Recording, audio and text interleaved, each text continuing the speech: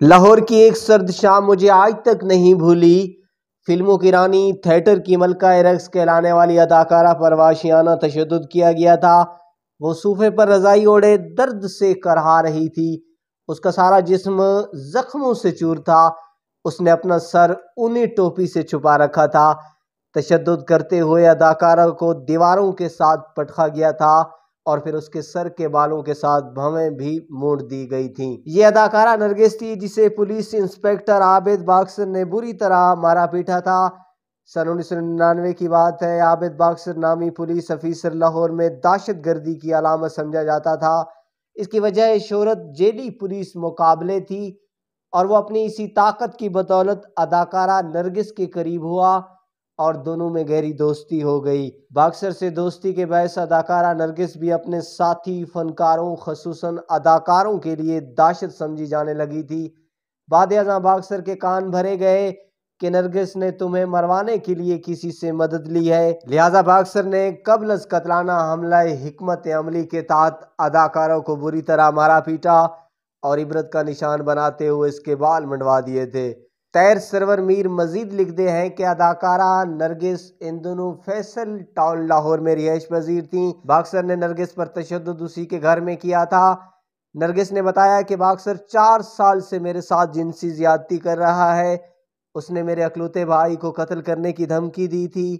چھوٹے بھائی کی زندگی بچانے کی غرض سے میں نے اس کے ساتھ تعلقات استوار رکھے۔ نرگس کا مزید کہنا تھا کہ عابد باکسر نے مجھ پر اتنا تشدد کیا کہ میں ماں بننے جیسی سہولیت سے محروم ہو گئی تھی۔ بڑی دلچسپ اور پتے کی بات ہم آپ کو بتاتے چلیں۔ ایک بار اداکارہ نرگس کا ایک تقریب میں حاکم وقت سے ٹاکرا ہوا تھا اور اس نے بڑی بے باکی دکھائی تھی۔ نرگس کا کہنا تھا کہ جب بڑے بڑے حکومتی لوگ اور سرکاری افسر ان جیسی رقاصاؤں کو ناچنے کے لیے اپنے گھروں یا اڈوں پر بلواتے ہیں تو اس وقت ہم آرٹسٹ ہوتی ہیں، لیکن جب یہی رقص ہم روٹی روزی کے لیے کرتی ہیں تو فحاشی کا الزام لگ جاتا ہے۔